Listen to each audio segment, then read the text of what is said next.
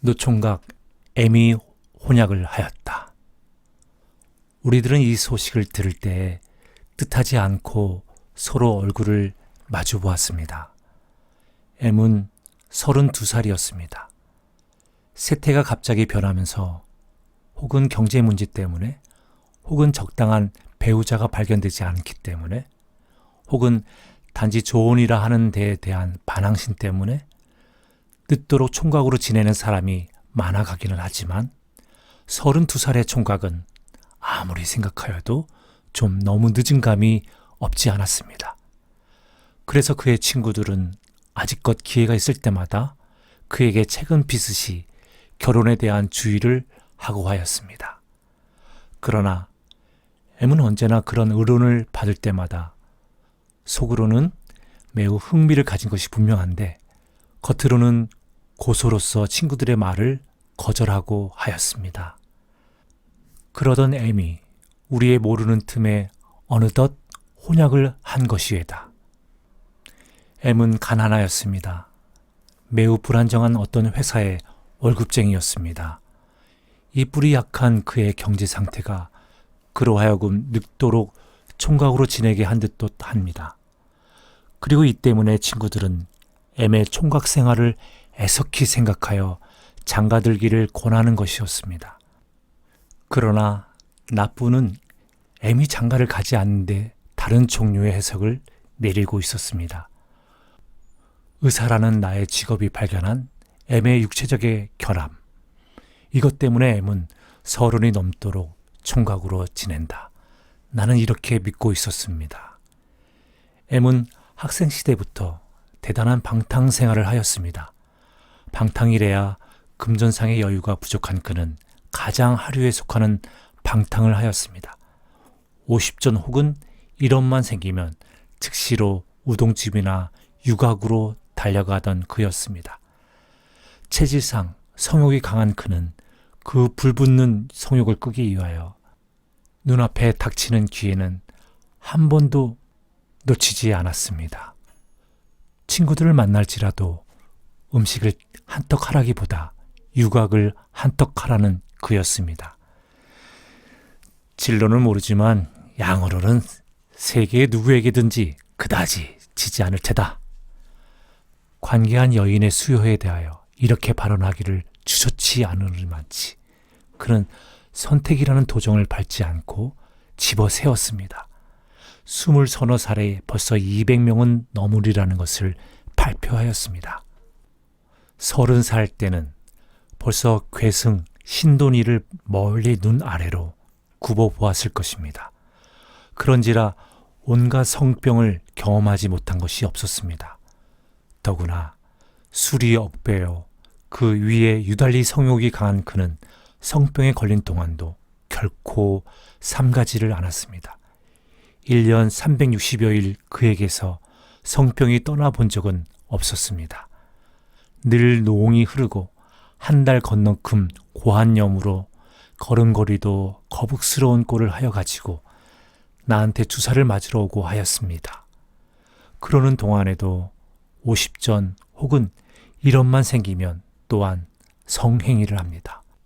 이런지라 물론 그는 생식 능력이 없어진 사람이었습니다. 이 일을 잘 아는 나는 M이 결혼을 안 하는 이유를 여기다가 연결시켜 가지고 그의 도덕심에 동정까지 하고 있었습니다. 일생을 빈곤한 가운데서 보내고 늙은 뒤에도 슬하도 없이 쓸쓸하게 지낼 더구나 자기를 봉양할 슬하가 없기 때문에 백발이 되도록 제 손으로 이 고해를 헤엄치어 나갈 그는 과연 한 가련한 존재이겠습니다. 이렇던 M이 어느덧 우리의 모르는 틈에 우물쭈물 혼약을 한 것이에다. 하기는 며칠 전에 이런 일이 있었습니다. 그날 저녁을 먹은 뒤에 혼자서 신간 치료 보고서를 읽고 있을 때 M이 찾아왔습니다. 그리고 비교적 어두운 얼굴로서 내가 묻는 이야기에도 그다지 시원치 않은 듯이 입술의 대답을 억지로 하고 있다가 이런 질문을 나에게 던졌습니다. 남자가 매독을 앓으면 생식을 못하나? 에이, 괜찮겠지. 임질은 글쎄, 고환을 침범당하지 않으면 괜찮아. 고환은 내 친구 가운데 고환염을 앓은 사람이 있는데 이제는 생식을 못하겠다고 비관이 여간이 아니야. 고환을 침범당하면 절대 불가능인가? 양쪽 다 알았다는데. 그것도 경하게 알았으면 영향 없겠지. 가령 그 경하다 치면 내가 앓는 게 그게 경한 편인가? 중한 편일까? 나는 뜻하지 않고 그의 얼굴을 보았습니다. 중하기도 그만치 중하게 앓은 뒤에 지금 그게 경한 게냐 중한 게냐 묻는 것이 농담으로밖에는 들리지 않았으므로 M의 얼굴은 역시 무겁고 어두웠습니다. 무슨 중대한 선고를 기다리는 사람과 같이 눈을 푹 내리뜨고 나의 대답을 기다리고 있었습니다.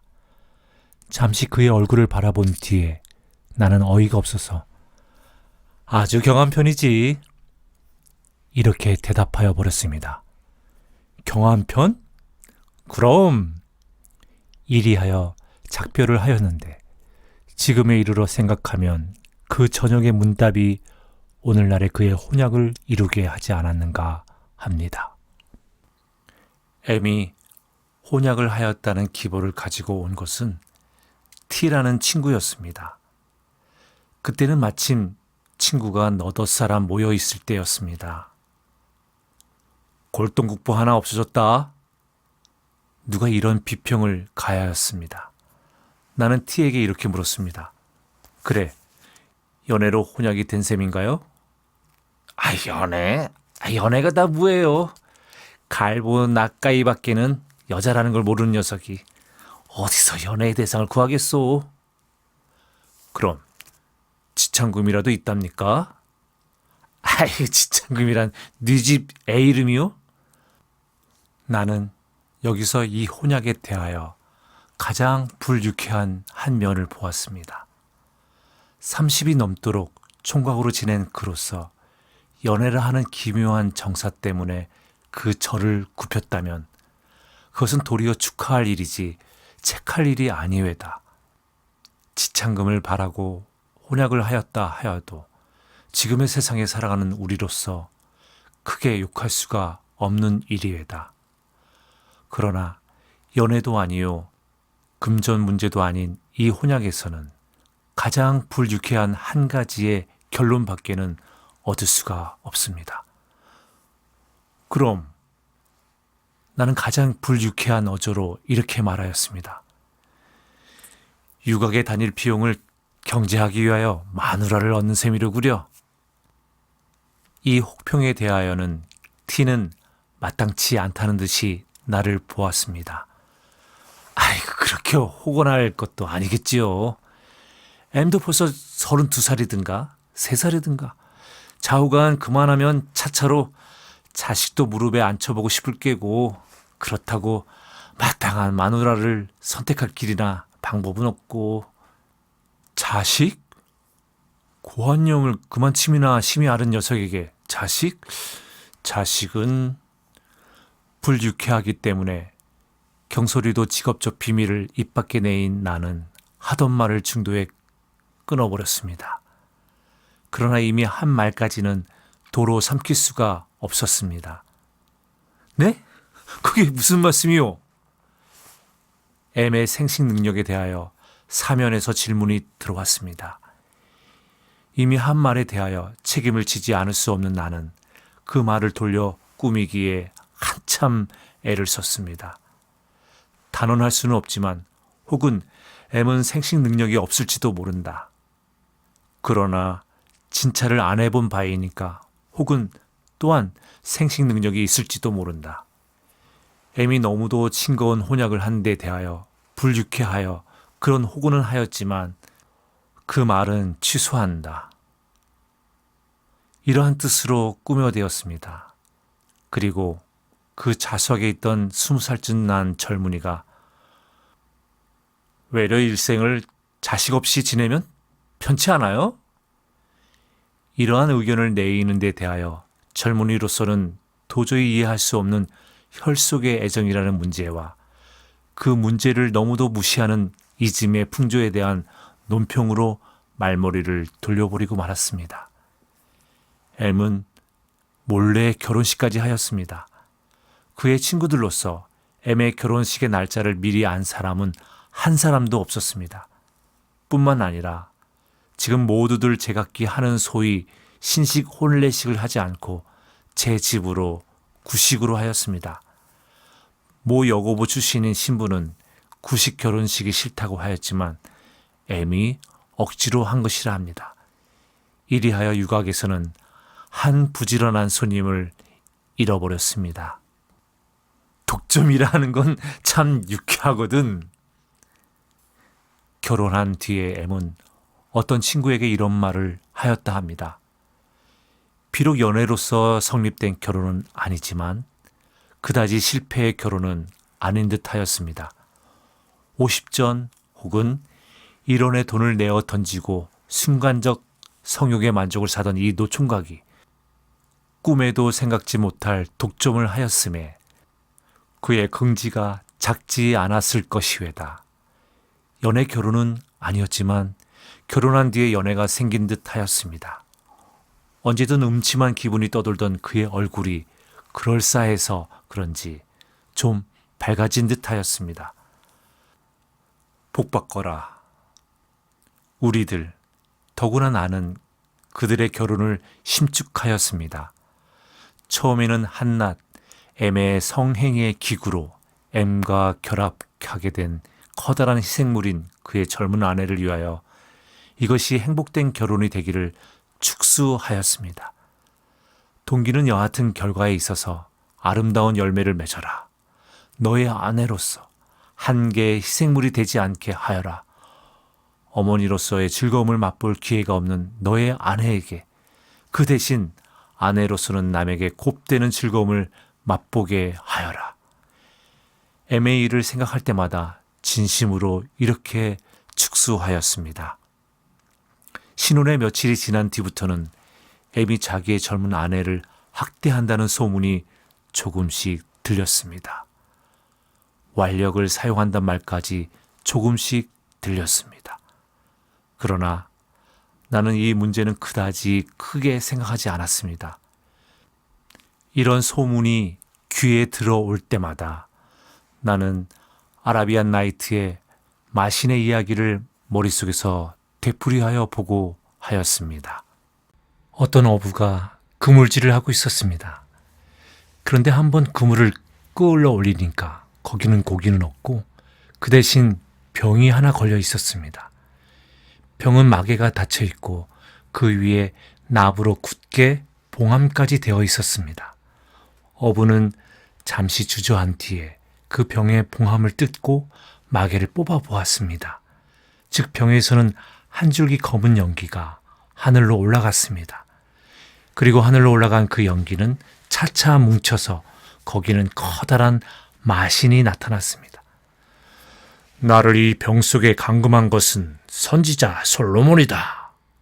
이 병 속에 갇혀 있는 동안 나는 스스로 맹세하였다. 100년 안에 나를 구해주는 사람이 있으면 나는 그 사람에게 거대한 부를 주겠다고. 그리고 100년을 기다렸지만 아무도 나를 구해주는 사람이 없었다. 그래서 나는 맹세했다. 이제 다시 100년 안으로 나를 구해주는 사람이 있으면 나는 그 사람에게 이 세상에 있는 보배를 다 주겠다고.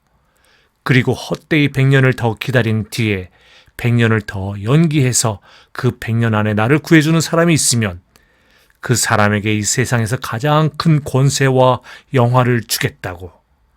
그러나 그 100년이 다 지나도 역시 구해주는 사람은 없었다. 그래서 나는 마지막으로 다시 맹세했다. 언제 누구든지 나를 구해주는 놈이 있거든 당장에 그 놈을 죽여서 그새 갇혀있던 그 분풀이를 하겠다고. 이것이 병 속에서 나온 마신의 이야기였습니다. M이 자기의 젊은 아내를 학대한다는 소문이 들릴 때 나는 이 이야기를 생각지 않을 수가 없었습니다. 30이 지나도록 총각으로 지낸 그 고통과 고족함에 대한 분풀이를 제 아내에게 하는 것이라 했습니다. 그리고 실컷 학대해라, 실컷 학대해라 더욱 축수하였습니다. 엠이 결혼한 지 1년이 거의 된 어떤 날 저녁이었습니다.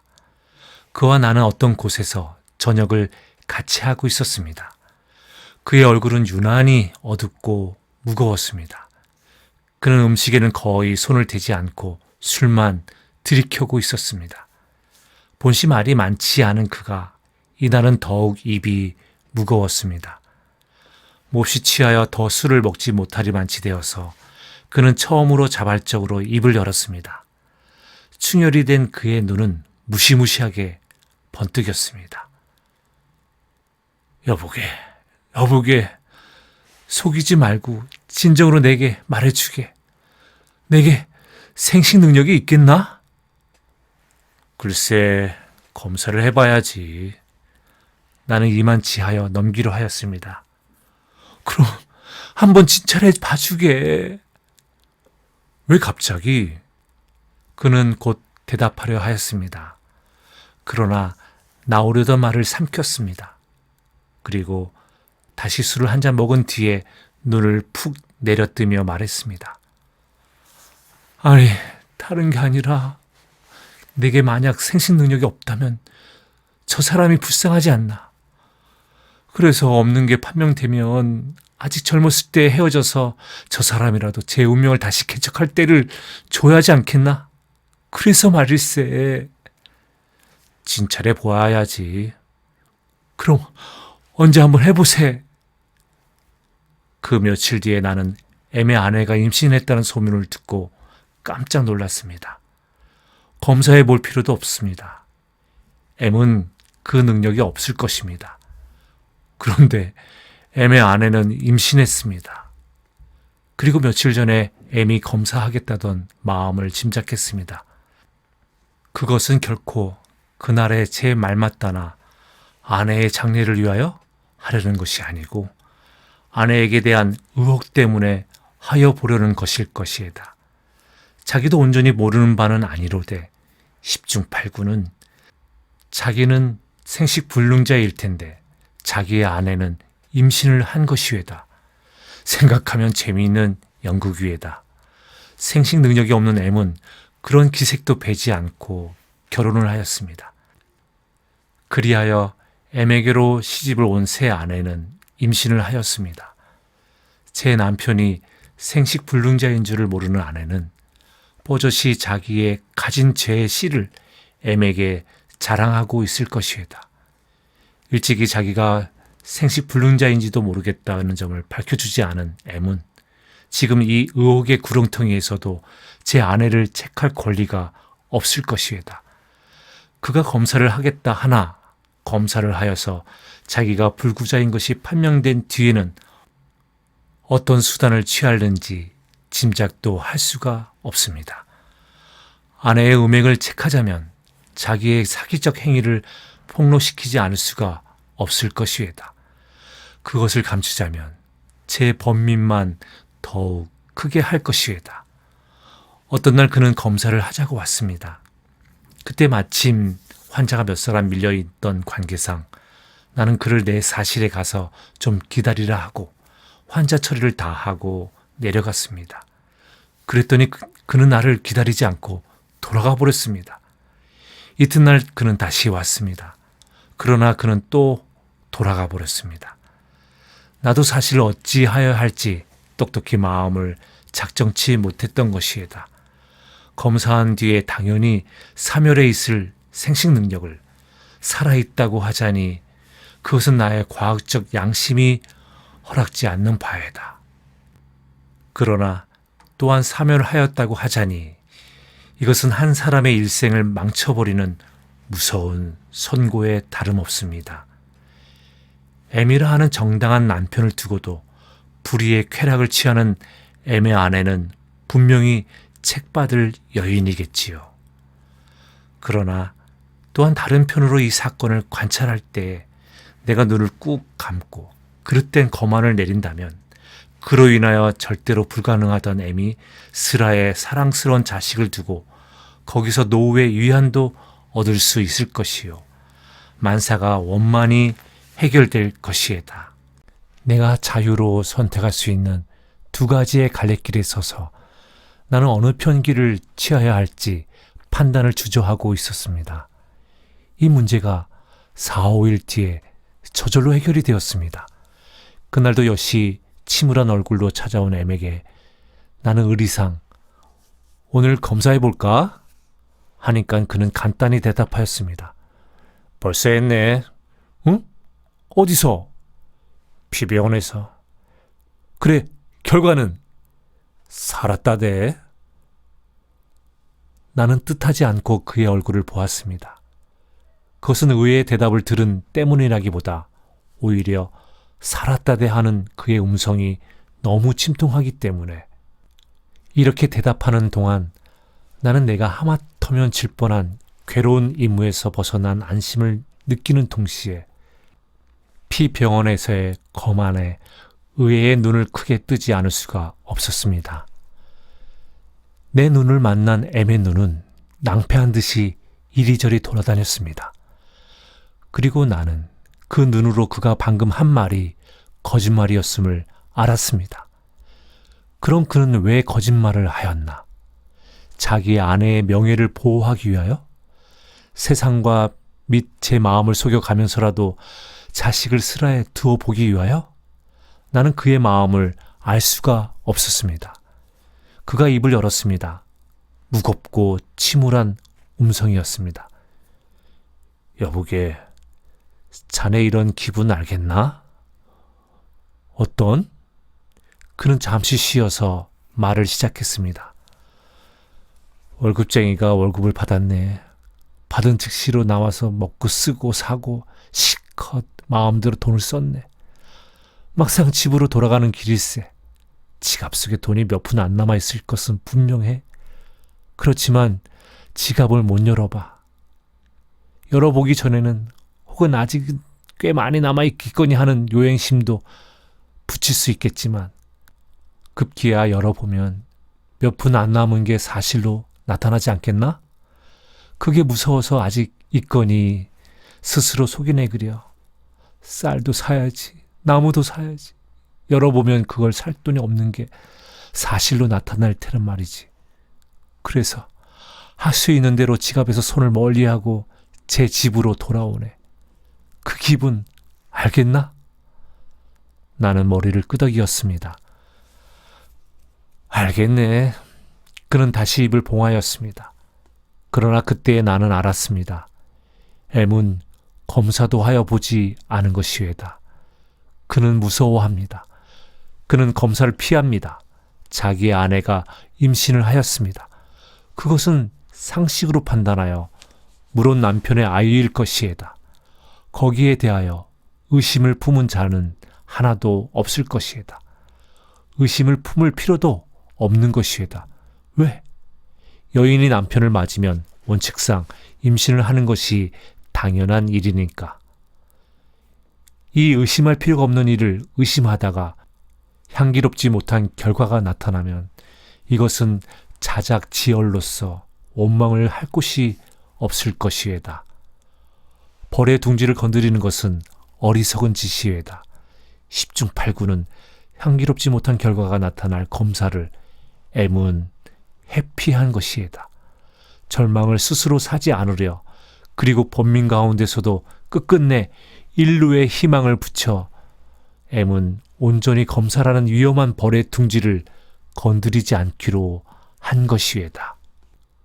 그리고 상식으로 판단할 수 있는 자식에 대하여 억지로 애정을 가져보려 결심한 것이외다. 검사를 하여서 정충이 살아있다면 다양한 일이지만 사멸하였다면 시제의 제 아내와의 새에 생길 비극과 분노와 절망은 둘째 두고라도 일생을 슬하에 혈육이 없이 보내고 노후에 의탁할 곳을 가질 가능성조차 없는 절망의 쥐에 빠지지 않을 수가 없을 것이외다. 이것은 무서운 일이외다. 상식으로 판단할 수 있는 일을 거부하고까지 이런 모험 행위를 할 필요가 없을 것이외다. 이리하여 그는 검사는 단념했지만 마음에 있는 의혹부는 온전히 끄지를 못한 모양이었습니다. 그 뒤에 어떤 날 그는 이런 이야기 저런 이야기 하다가 이런 말을 했습니다. 자식은 꼭 제 애비를 닮는다면 좋겠구먼. 거기 대하여 나는 닮는 예를 여러 가지로 들어서 말하여 주었습니다. 그는 한숨을 쉬었습니다. 여인이 애를 뵈면 걱정일 테야.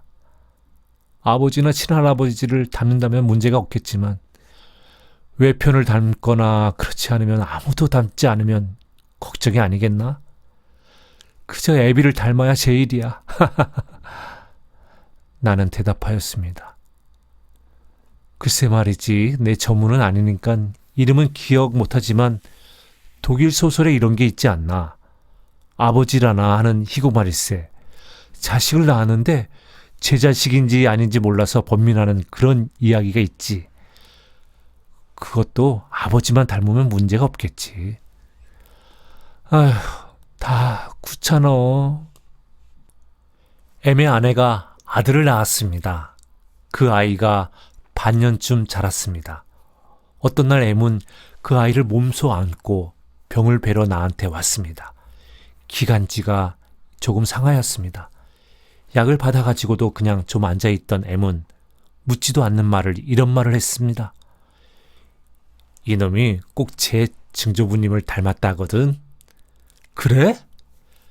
나는 그의 말에 적지 않은 흥미를 느끼면서 이렇게 응했습니다. 내 눈으로 보자면 그 어린애와 M과는 아무런 관련도 없는 바인데 그 애가 M의 할아버지를 닮았다는 것은 기이함으로써 어린애의 진편과 외편의 근친에서 아무도 비슷한 사람을 찾아내지 못한 M의 친척은 할 일 없이 예전에 죽은 조상을 들추어낸 모양이었습니다. 그리고 그 어린애에게 커다란 의혹과 그보다 더 커다란 희망은 M으로 하여금 손쉽게 그 말을 믿게 한 모양이었습니다. 적어도 신뢰하려고 마음먹게 한 모양이었습니다. 내가 자기의 말에 흥미를 가지는 것을 본 M은 잠시 주저하다가 그가 예비하였던 둘째 말을 마침내 꺼내었습니다. 게다가 날 닮은 데도 있어. 어디? 이보게. M은 어린애를 왼편 팔로 가만히 옮겨서 붓 안으면서 오른손으로는 제 양말을 벗었습니다. 내 발가락 보게. 내 발가락은 남의 발가락과 달라서 가운데 발가락이 그중 길어. 쉽지 않은 발가락이야. 한데 M은 강보를 들치고 어린애의 발을 가만히 꺼내어 놓았습니다. 이놈의 발가락 보게. 꼭 내 발가락 아닌가? 닮았거든. M은 열심으로 찬성을 구하는 듯이 내 얼굴을 바라보았습니다. 얼마나 닮은 곳을 찾아보았기에 발가락 닮은 곳을 찾아내었겠습니까? 나는 M의 마음과 노력에 눈물겨워졌습니다. 커다란 의혹 가운데서 그 의혹을 어떻게 하여서든 사겨보려는 M의 노력은 인생의 가장 요절할 비극이었습니다. M이 보라고 내어놓은 어린애의 발가락은 안 보고 오히려 얼굴만 한참 들여다보고 있다가 나는 마침내 이렇게 말하였습니다. 발가락뿐만 아니라 얼굴도 닮은 데가 있네. 그리고 나의 얼굴로 날아오는 의혹과 희망이 섞인 그의 눈을 피하면서 돌아앉았습니다.